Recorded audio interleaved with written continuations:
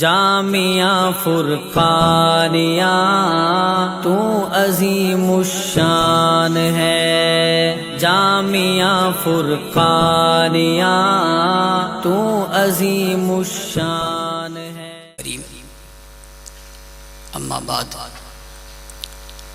فاعوذ باللہ من الشیطان الرجیم، بسم اللہ الرحمن الرحیم۔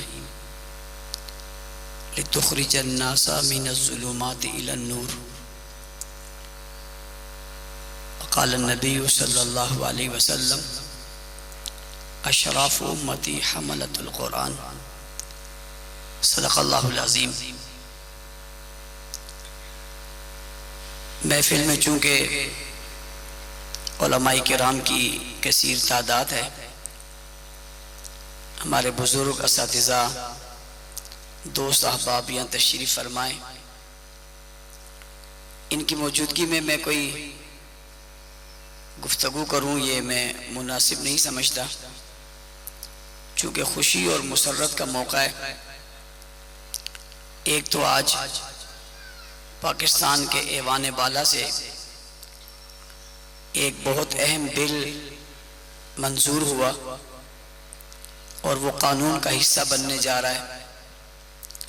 آج یہ خوشی اور مسرت کا موقع ہے۔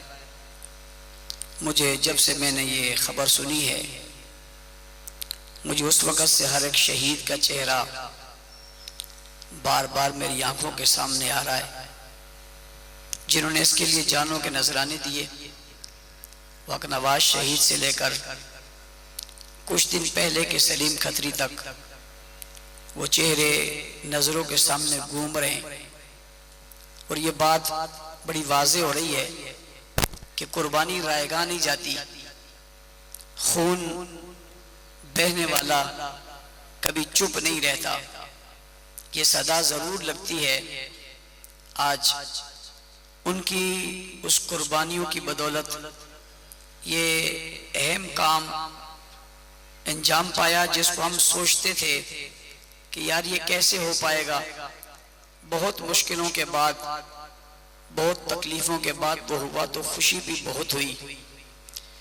یقیناً جب ایسی خوشی میسر آتی ہے تو پھر خوشی کے آنسو نکلا کرتے ہیں کہ آج وہ شہداء زندہ ہوتے، آج وہ اپنی اس کوششوں اور کاوشوں کو اپنی آنکھوں سے دیکھتے تو کتنا خوبصورت منظر ہوتا۔ کئی واقعات گزرے، یہ اچانک نہیں ہیں۔ کچھ لوگ جو اب یہ دیکھ رہے ہیں وہ سمجھے ہوں گے شاید یہ اچانک ایک کام تھا جو ہو گیا، لمحوں میں ہو گیا۔ ایسا نہیں ہوا۔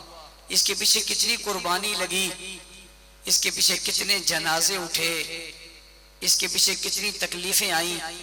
یہ احساس تو ان گھروں سے جا کر پوچھو جس کا باپ چلا گیا، کسی کا بیٹا چلا گیا، اور کسی کا بھائی چلا گیا، اور کہیں چار چار جنازے اٹھے، اور کہیں باپ اور بیٹا دونوں چلے گئے، کہیں دو دو بھائی چلے گئے۔ ان سے جا کر پوچھو انہیں اس پر کتنی مسرت ہوئی، اور ان سے پوچھو انہیں کتنی تکلیف ہوتی ہے۔ ان گھرانوں کو جب کوئی دشمن صحابہ ہمارے یا ہم اس سے محبت کا اظہار کرتے ہیں، ان گھرانوں کو کتنی تکلیف ہوتی ہے، وہ کتنے مشکل مرحلے سے گزرتے ہیں، ان کے دل پر کیا بیتتی ہے، وہ کتنی تکلیف میں ہوتے ہیں۔ جان دینا آسان نہیں ہے، ہتھ کڑی پہننا آسان نہیں ہے، بیڑی پہننا آسان نہیں ہے، جیل کی کوٹھیوں میں رہنا آسان نہیں ہے۔ 24 سالہ زندگی اپنی جوانی کی جیل میں گزار دینا آسان نہیں ہے۔ 29 سال اپنی زندگی کے عقوبت خانوں میں گزار دینا آسان نہیں ہے۔ 18 سال مسلسل بیڑی پہننا آسان نہیں ہے۔ علماء کرام، میرے دوستوں اور ساتھیوں، یہ بہت مشکل مرحلہ ہے۔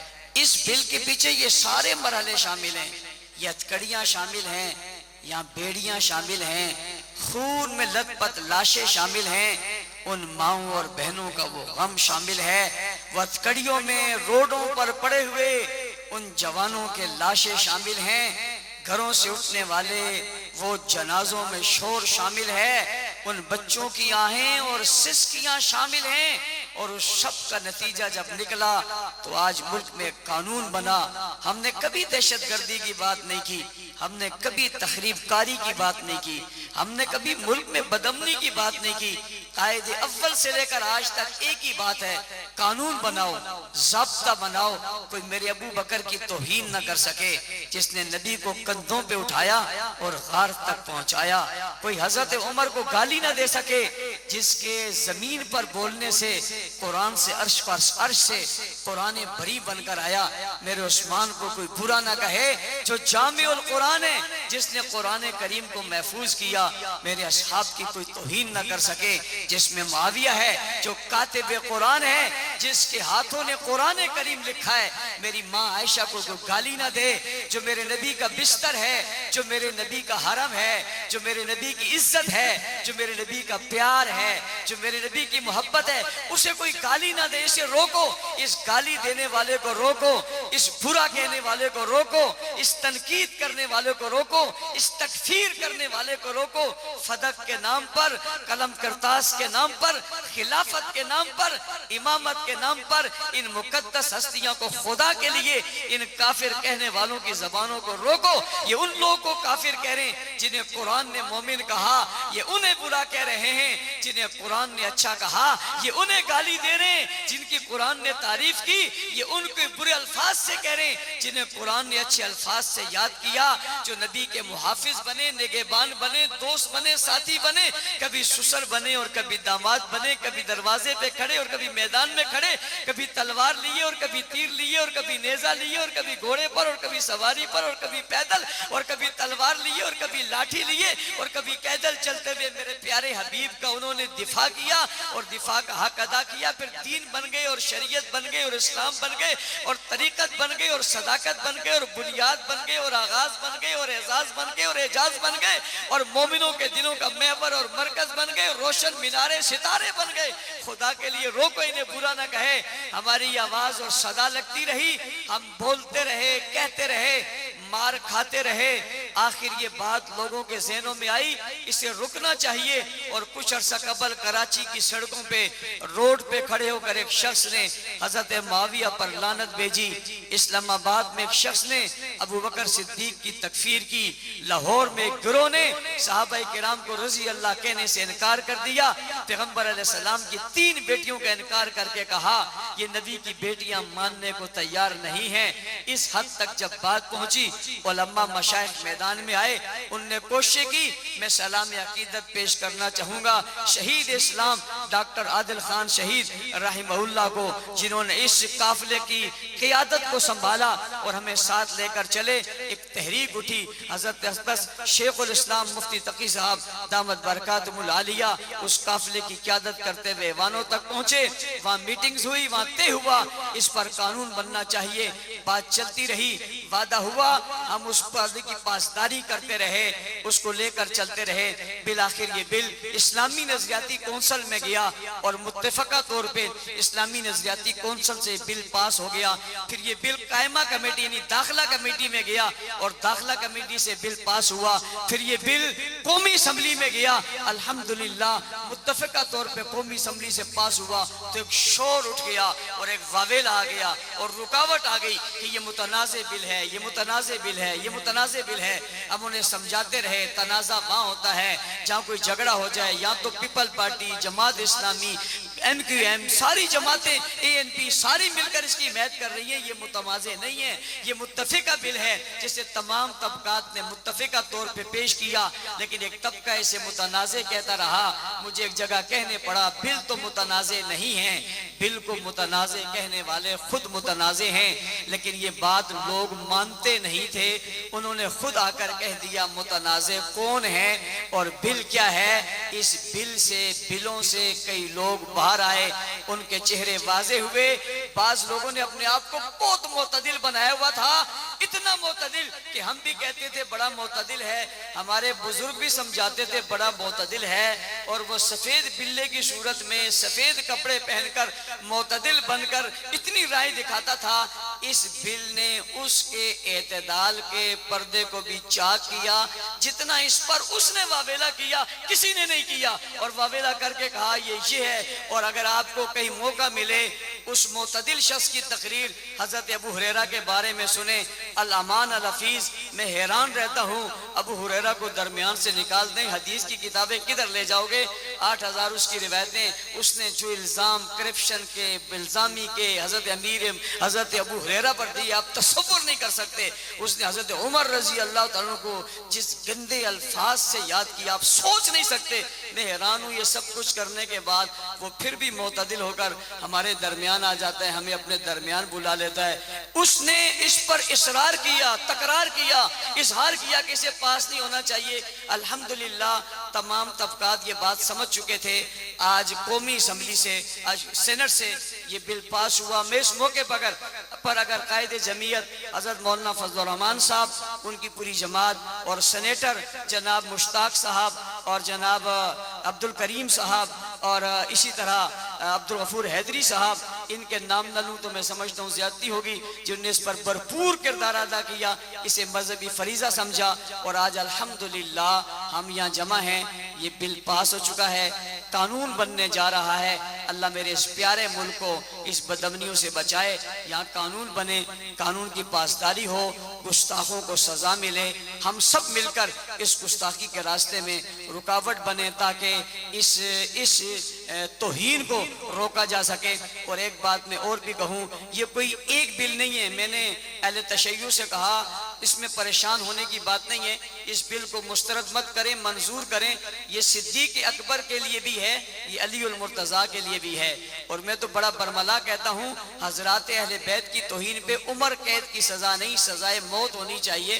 ہم تو اس کے لیے بھی تیار ہیں۔ الحمدللہ ہم یہ اس لیے کہتے ہیں کہ ہم گستاخ نہیں ہیں۔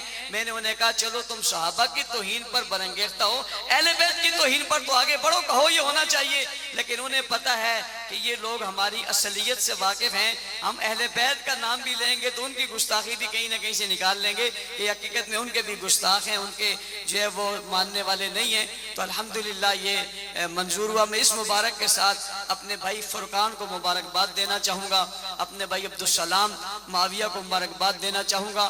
ان کا ایک نام ہے پوری دنیا کے اندر، ان کا کام ہے پوری دنیا کے اندر۔ حضرت شیخ کے جو ہے وہ فیض سے اور قاری ہارون صاحب کے فیض سے جامعہ فرقانیہ کا ایک فیض پورے عالم میں نظر آتا ہے۔ کہتے ہیں کام وہ کرو جو خود نہ بتانا پڑے، لوگ بتائیں یہ کام ہے۔ محنت وہ کرو آپ کو تعریف نہ کرنی پڑے، لوگ تعریف کریں کام ہے۔ کام خود بولتا ہے، کام خود بتاتا ہے، کام خود دکھاتا ہے، کام کا منظر دکھاتا ہے، کام کی جو چیزیں دکھاتی ہیں کہ کام ہو رہا ہے، اس لیے دکھانا چاہیے۔ میں نے قرآن کریم کی آیت پڑھی تھی لِتُخْرِجَ النَّاسَ مِنَ الظُّلُمَاتِ إِلَى النُّورِ۔ قرآن نازل اس لیے ہوا تاکہ لوگوں کو اندھیرے سے نکالے اور روشنی میں لائے۔ اور دوسری جگہ ہدی للناس، قرآن لوگوں کی ہدایت کے لیے آیا ہے۔ میں نے رمضان المبارک میں مسلمان پر گفتگو کی، صرف 5 منٹ میں ایک بات پیش کر کے بات ختم کرنے لگا ہوں کہ ہم کہتے ہیں قرآن کریم میں اِنَّا أَنزَلْنَاهُ فِي لَيْلَةِ الْقَدْرِ وَمَا أَدْرَاكَ مَا لَيْلَةُ الْقَدْرِ لَيْلَةُ الْقَدْرِ خَيْرٌ مِّنْ أَلْفِ شَهْرٍ، کہ قرآن پاک لیلۃ القدر میں نازل ہوا اور لیلۃ القدر 1000 مہینوں سے بہتر ہے۔ تو یہ جو لیلۃ القدر کو فضیلت ملی ہے، اس فضیلت کی وجہ کیا ہے؟ تو کہتے ہیں اِنَّا أَنزَلْنَاهُ فِي لَيْلَةِ الْقَدْرِ، اس رات کی فضیلت کی وجہ قرآن ہے، قرآن کی وجہ سے اس رات کو فضیلت ملی۔ میں نے کہا کیا فضیلت ملی؟ کہا فرمایا کہ خیر من الف شہر، اس ایک رات کی عبادت 1000 مہینوں کی عبادت سے بہتر ہے۔ برابر نہیں کہا، 1000 مہینوں کی عبادت سے بہتر ہے۔ پتہ چلا اس رات میں قرآن نازل ہوا، وہ رات 1000 مہینوں سے بہتر ہے۔ میں ایک سوال کرنا چاہتا ہوں، میرا سوال آپ سے ہے، میرا سوال یہ ہے کہ کیا قرآن اس رات کے لیے نازل ہوا ہے؟ کیا قرآن اس رات کے لیے نازل ہوا ہے؟ آپ کہیں گے نہیں، رات کے لیے نازل ہوا۔ جس رات کے لیے قرآن نازل نہیں ہوا، اس رات میں نازل ہوا، اس رات کو اتنی فضیلت ملی کہ اس رات کی عبادت 1000 مہینوں کی عبادت سے بہتر ہے۔ اگلی بات، کیا اس قرآن کو اس رات نے پڑھا ہے؟ جواب آتا ہے نہیں۔ کیا اس قرآن کے لیے اس رات نے مار کھائی ہے، مشقت برداشت کی ہے؟ کیا اس قرآن کے لیے اس رات نے ہجرت کی ہے؟ کیا بچے چھوڑے؟ کیا گھر بار چھوڑا ہے؟ اس رات نے اس قرآن کے لیے کیا کیا ہے؟ صرف اتنی سی بات ہے نا بھائی کہ اس رات میں یہ قرآن نازل ہوا، اس کے نزول کی برکت اتنی ہے، اس وجہ سے اللہ نے اس رات کو بلند کر دیا۔ 1000 مہینے شب و صبح شام دن رات سارے مل جائیں اس رات کا مقابلہ نہیں کر سکتے، اور 1000 مہینوں کے بعد بھی کتنے ملے، اس لیے کہ خیر کا لفظ عربی میں صرف بہتر کے لیے نہیں آتا، بہت بہتر کے لیے آتا ہے، اور کتنا بہتر ہے اس کا تصور ہم نہیں کر سکتے۔ پتہ چلا اس رات کی برابری ساری راتیں نہیں کر سکتی، اس کی وجہ قرآن کا نزول ہے۔ آگے آپ جائیں، شہر رمضان الذی انزل فیہ القرآن، رمضان کا مہینہ بہت بہتر ہے، اس میں ایک نفل فرض کے برابر، فرض 70 فرائض کے برابر، اس کی راتیں اعلیٰ، اس کے دن اعلیٰ، اس میں عبادت اعلیٰ، سب چیزیں اعلیٰ۔ میں نے کہا اس کی وجہ کیا ہے؟ فرمایا انزل فیہ القرآن، رمضان میں قرآن نازل ہوا۔ پھر پوچھنا چاہتا ہوں، قرآن رمضان کے لیے نازل ہوا؟ نہیں۔ رمضان نے قرآن پڑھا؟ نہیں۔ رمضان نے قرآن کے لیے مار کھائی؟ نہیں۔ رمضان نے قرآن کے لیے تکلیف برداشت کی؟ نہیں، یہ بھی نہیں ہوا۔ ببکۃ مبارکہ، قرآن کریم مکہ مکرمہ میں نازل ہوا، کیا مکہ کے لیے نازل ہوا؟ ان پتھروں کے لیے نازل ہوا؟ نہیں۔ اس کے باوجود مکہ کو فضیلت ہے، رات کو فضیلت ہے، مہینے کو فضیلت ہے۔ ایک سوال اور کر لوں، موقع ملا ہوا ہے، اگر کوئی آدمی اس رات کی توہین کر کے کہے یہ رات برکت والی نہیں زحمت والی ہے، یہ رات محبت والی نہیں نفرت والی ہے، یہ رات اچھی نہیں بری ہے، کیا کہیں گے آپ اس کو؟ بہت اچھا آدمی ہے، بڑا اچھا ہے، میرا دوست ہے، میرا بھائی ہے، میں اسے گلے لگا لوں، اسے سینہ لگا لوں، اس سے محبت کا اظہار کر لوں۔ کیوں بھائی، کیوں ایسا کیوں کر لے؟ اس نے تو رات کی توہین کی۔ آپ کہتے ہیں نہیں نہیں میں اس سے نہیں ملوں گا بھائی، یہ اس رات کو برا کہتا ہے جس رات میں قرآن نازل ہوا، یہ اس مہینے کو برا کہتا ہے جس مہینے میں قرآن نازل ہوا۔ قرآن جس مہینے میں نازل ہو اس مہینے کی توہین برداشت نہیں ہے، قرآن جس رات میں نازل ہو اس رات کی توہین برداشت نہیں ہے، قرآن جس شہر میں نازل ہو شہر کی توہین برداشت نہیں ہے، قرآن جس زبان میں نازل ہو اس زبان کی توہین برداشت نہیں ہے، قرآن جس ورق میں آ جائے اس ورق کی توہین برداشت نہیں ہے، قرآن جس صحیفے میں آ جائے اس صحیفے کی توہین برداشت نہیں ہے۔ اب سمجھنا قرآن آیا کس کے لیے؟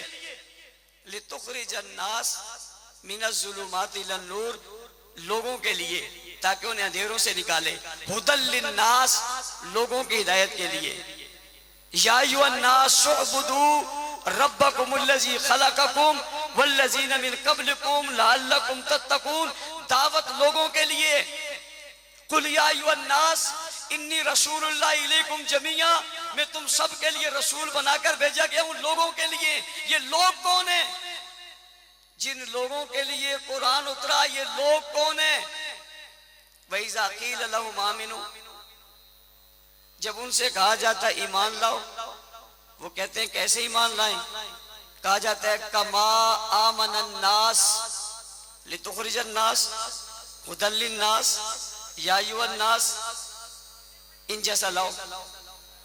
كَمَا آمَنَ النَّاسِ، لوگوں جیسا، لوگوں میں لوگوں جیسا۔ یہ لوگ کون ہیں؟ تفسیر میں کروں گا، آپ کہیں گے مولانا صاحب آپ پہ تو غلبہ ہے، صحابہ کی مدح کا، صحابہ کے عشق کا جنون ہے آپ پہ، آپ تو مجنون ہیں، آپ پہ جنون ہے، آپ تو دیوانے ہیں، ہم سمجھ بوجھ رکھتے ہیں، ہم ذہن رکھتے ہیں، آپ اپنی بات کر رہے ہیں، میں اپنی نہیں کر رہا۔ عبداللہ بن عباس رضی اللہ تعالیٰ عنہ فرماتے ہیں کما من الناس سے مراد ابو بکر ہیں، عمر ہیں، عثمان ہیں اور علی ہیں، میری زبان میں پوچھو جواب آتا ہے صحابہ ہیں۔ ایسا ایمان لاؤ جیسے لوگ ایمان لائیں۔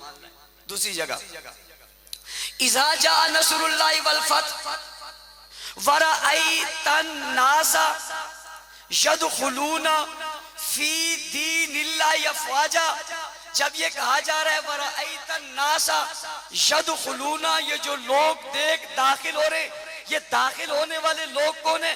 لِتُخْرِجَ النَّاسَ، یہ ہدایت پانے والے لوگ کون ہیں؟ ہدی للناس، ہدایت کا چراغ بننے والے کون ہیں؟ یا ایھا الناس، خطاب جنہیں کیا جا رہا ہے یہ کون ہے؟ قل یا ایھا الناس، جن سے مخاطب ہو رہے ہیں کون ہیں؟ جواب آتا ہے کما من الناس، یہ صحابہ ہیں۔ تو قرآن جن کے لیے نازل ہوا وہ لوگ ہیں اور وہ لوگ صحابہ ہیں۔ اب اگلی بات میں آخری کر رہا ہوں، آپ کہیں گے مولانا صاحب آپ نے نئی بات نکال لی ہے ناس کہہ کر۔ میں ایک بات آپ کو اور مثال دیتا ہوں، چاہے ان کے علاوہ کوئی اور ہے ہی نہیں، یہی ہے حضور اکرم صلی اللہ علیہ وسلم اپنے حجرے میں بیمار ہیں، اور جب آپ بیمار ہیں اور آپ باہر نہیں آ سکتے اور مصلی خالی ہوا اور نماز پڑھانی ہے تو نماز کون پڑھائے؟ اس مصلی پر کون جائے؟ ظاہر ہے جب امام اول نہیں ہے تو کوئی نائب امام تو ہوگا نا جو مصلی پر کھڑا ہوگا، اس کا فیصلہ کون کرے؟ میری تیری مسجد کا فیصلہ میرے مسجد کا متولی کرتا ہے، مسجد نبوی کا فیصلہ کوئی اور کیوں کرے؟ حضور کرتے ہیں۔ آواز آئی کہ اب کوئی اور مصلی پہ نہیں جائے گا، کون جائے گا اور کیا کرے گا؟ تو آپ نے حدیث نہیں پڑھی، ارشاد ہوا مرو ابا بکر فلیصلی بالناس، مرو ابا بکر فلیصلی بالناس لتخرج الناس ہدی للناس ورأیت الناس یا ایھا الناس مرو ابا بکر فلیصلی بالناس۔ وہ جن کو سارے زمانے دعوت دی، جن کو جمع کیا، جن کو بلایا، جن کو رسالت سکھائی، جن کو ایمان سکھایا، جن کو ہدایت سکھائی، جن کو حق سکھایا، جن کو سچا بنایا، جنہیں مومن بنایا، جنہیں متقی بنایا، جن کے لیے قرآن اترا، جن کے لیے قرآن آیا، جنہوں نے قرآن کے لیے مار کھائی، جنہوں نے مشقت برداشت کی، جنہوں نے تکلیف برداشت کی، جنہوں نے بچے یتیم کروائے، جنہوں نے بیویاں بیوہ کروائی، جنہوں نے وطن چھوڑ دیا، جنہوں نے جسم پر زخم سے لیے، جنہوں نے مشکل اور مصیبت میں اپنے آپ کو ڈال دیا، بچوں کو دیکھ خود تلواروں کے سامنے کھڑے ہو گئے، جسم کو چھلنی کروا دیا، سب کچھ قربان کیا، سب کچھ چھوڑ دیا، آج وہ سارے موجود ہیں۔ وہ کون ہے؟ مرو ابا بکر فلیصلی بالناس۔ جب ابو بکر سے کہیے لوگوں کو نماز پڑھائے، پوچھنا چاہتا ہوں جن کو کہا نماز پڑھائیں، جن کو نماز پڑھائی، یہ نمازی کون تھے؟ یہ نمازی کون تھے بھائی؟ کون تھے؟ نا کون تھے بھائی؟ وہ جو کہتے ہیں صحابہ، وہ کہے کون تھے؟ اب ہمارے نعت خان کو اللہ سے خیر دے، اس نے بہت اچھا کلام پڑھا، بارہا اس نے اصرار کیا، اس بیچارے کو پتہ نہیں ہے، بوریا نشین بولتے ہیں، کرسی نشین نہیں بولتے، بوریا نشین بولتے ہیں، کرسی نشین نہیں بولتے۔ چٹائیوں پر بیٹھنے پر بولا کرتے ہیں، میری طرح صوفوں میں ہمیں بٹھا دو گے ہم کہاں بولیں گے؟ لوگ مجھے کہیں گے مولانا صاحب آپ کی باقی تقریروں میں اور اس میں بڑا فرق ہے، ان کو واضح کہتا ہوں باقی تقریریں عام جگہ پہ کی تھی، یہ میں نے صوفے پہ کی ہے، اتنا تو صوفے کا بھی حق ہے نا، اس کا بھی خیال کیا جائے۔ تو یہ صحابہ کرام تھے جنہوں نے مارے کھائی، جن کے لیے قرآن اترا، جنہوں نے قرآن دیکھا، جنہوں نے قرآن پڑھا اور آج آگئے۔ اور میں آخری بات ایک گزارش کرنا چاہتا ہوں، میرا بہت درد دل ہے، میں 2-4-5 دنوں سے بہت رنجیدہ ہوں ایک بات پر۔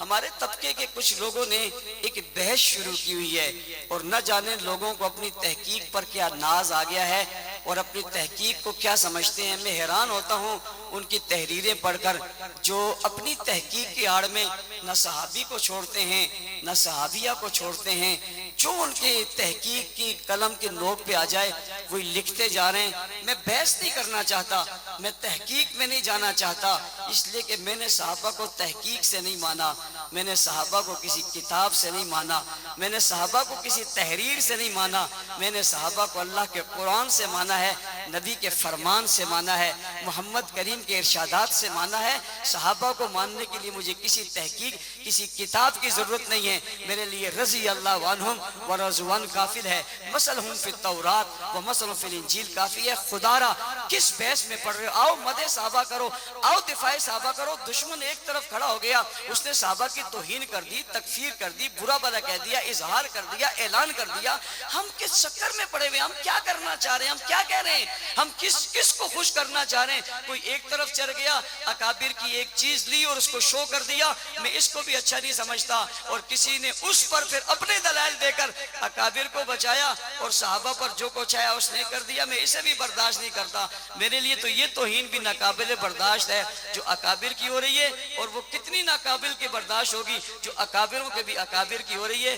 خدا را اس بحث سے نکلیے، صلاحیت تمہیں اللہ نے دی ہے، علم تمہیں اللہ نے دی ہے، تحقیق کا مادہ تمہیں اللہ نے دی ہے، اسے استعمال کیجئے دشمنان اسلام کے خلاف، ختم نبوت کے دشمنوں کے خلاف، صحابہ کرام کے دشمنوں کے خلاف، اہل بیت کے دشمنوں کے خلاف، اسرائیلیوں، یہودیوں، نصرانیوں، سیکولر لوگوں کے خلاف، دین دشمنوں کے خلاف، اوریانی فحاشی پھیلانے والوں کے خلاف، خدا را اس کے خلاف استعمال کیجئے۔ کس چکر میں پڑ گئے اور کس رو میں بہ گئے، اور پھر آج کل ہمارے ہاتھ میں موبائل آ گیا، سوشل میڈیا آ گیا، جس کے ہاتھ میں کوئی بات آئی اس نے لکھی اور پھینک دی، وہ پڑھنے کی ہے نہیں پڑھنے کی، وہ ہر آدمی اپنے جو ہے وہ اپنا لوگ پڑھانے کے لیے، فالوور بنانے کے لیے اس نے جو ہے وہ بنا لیا، اس کی زد میں جو آئے اس کو کوئی غرض نہیں ہے، وہ اس غرض میں کہ میری نئی بات آ جائے۔ خدا را اس کو اپنے کنٹرول میں کیجئے اور اس بحث سے نکلیے۔ دفاع صحابہ، ختم نبوت کا تحفظ، اللہ کی وحدانیت، سنت کے طریقے، ہمیں مل کر متحد ہو کر اسے آگے بڑھنا پڑے گا۔ بہت باطل ہر روز نئے فتنے میں ہمارے سامنے آتا ہے، کوئی جہلمی کی صورت میں، کوئی جہنمی کی صورت میں۔ کہ آپ کو نہیں پتا کالج یونیورسٹی کے لوگ کتنے متاثر ہو رہے ہیں، کہ آپ کو نہیں پتا یہ زہر کس طریقے سے پڑھے لکھے لوگوں میں پہنچایا جا رہا ہے۔ کہ اس کا جواب دینا ہماری ذمہ داری نہیں ہے؟ کیا وہ ہماری تحقیق نہیں بنتی کہ ہمیں اس میدان میں کام نہیں کرنا چاہیے؟ اپنے اپنے میدان میں کام کیجئے، خوب کیجئے۔ میں ایک بات بڑے درد سے کہتا ہوں، کسی کا ناک کھینچنا ہو کھینچ لیجئے، کسی کے کان کھینچنا ہو کھینچ لیجئے، خدا را ٹانگیں مت کھینچیے۔ ناک اور کان تنبیہ کے لیے کھینچا جاتا ہے، ٹانگ گرانے کے لیے کھینچی جاتی ہے۔ یہ کھینچ کر تنبیہ ضرور کیجئے، بتائیے ضرور، اور کوئی بات ایسی ہو جو آپ بتانا چاہے پرسنل میں بتا دیجئے۔ سب لوگوں کے سامنے ایسی باتیں کرنا جس میں صحابہ کی تنقیص نکلے یا توہین نکلے، یہ قطعاً جائز نہیں ہے۔ یہ بہت دشمن کے لیے آپ خود ایک راہ ہموار کر رہے ہیں، اسے موقع فراہم کر رہے ہیں۔ میں حافظ فرقان صاحب کو مبارکباد دیتا ہوں، عبدالسلام معاویہ کو بہت بہت مبارکباد دیتا ہوں۔ اللہ تعالیٰ ان کے اس بچے کی زندگی میں علم میں برکتیں عطا فرمائے، اور اللہ تعالیٰ ان کے گھر میں عافیت نصیب فرمائے۔ ہم سب کو اللہ تعالیٰ دین پر چلنا آسان فرمائے۔ میں نے کچھ وقت زیادہ لے لیا، میں سامنے بیٹھے ہوئے ان تمام معزز علماء سے اس پر معذرت چاہوں گا۔ ان مہمانوں سے بھی، یہ دور دراز سے آئے ہوئے، یہ اتنی بات سننے نہیں آئے تھے جتنی میں نے کر دی، اور ایسے موقعوں پہ زیادہ بات میں کرتا بھی نہیں، ہو سکتا ہے اس کے بعد کھانا ہے، جب کھانا تیار ہو اور اس کی آواز لگنے والی ہو اور کوئی مولوی تقریر کرنا شروع کر دے تو اس وقت لوگوں کے دل سے، منوں کے حساب سے جو بددعائیں نکلتی ہیں وہ میرے سامنے تھی۔